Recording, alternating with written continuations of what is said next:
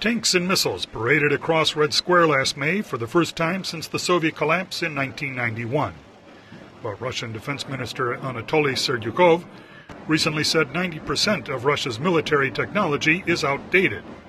This includes most of the hardware on parade.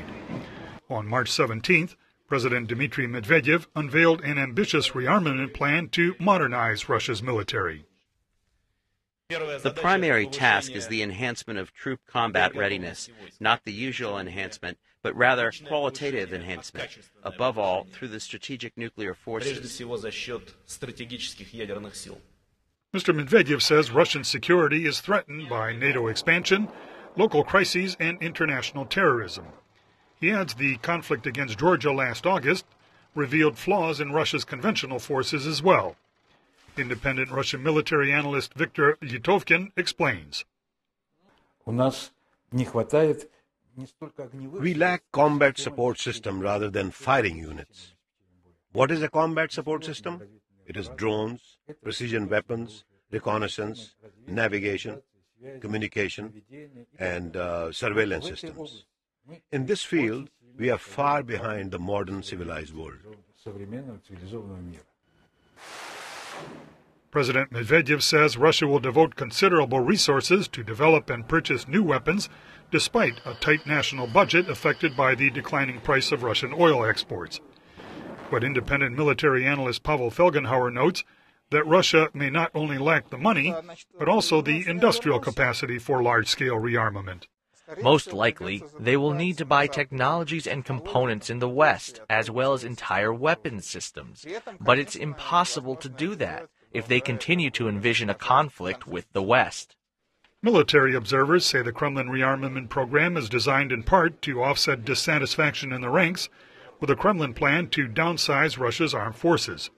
This could eliminate as many as 200,000 officers. In February, more than 1,000 officers, veterans, and civilians rallied against military reforms in a protest sponsored by the Communist Party on Defender of the Motherland Day, a Russian national holiday. Party leader Gennady Zyuganov said the reform proposal threatens the future of Russia. On this holiday, first of all, we want to say no to this mediocre reform, which looks rather like a betrayal of the motherland. No to those who ruin the country.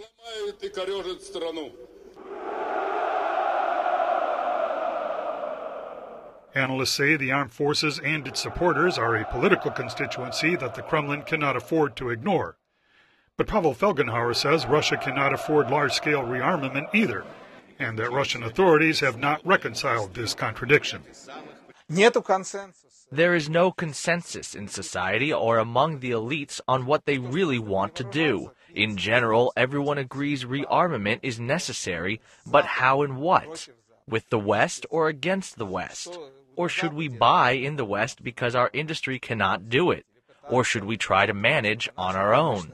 The analyst says decisions about such matters in Russia are made behind closed doors and are not always fully thought through, which he characterizes as a feature of authoritarian regimes.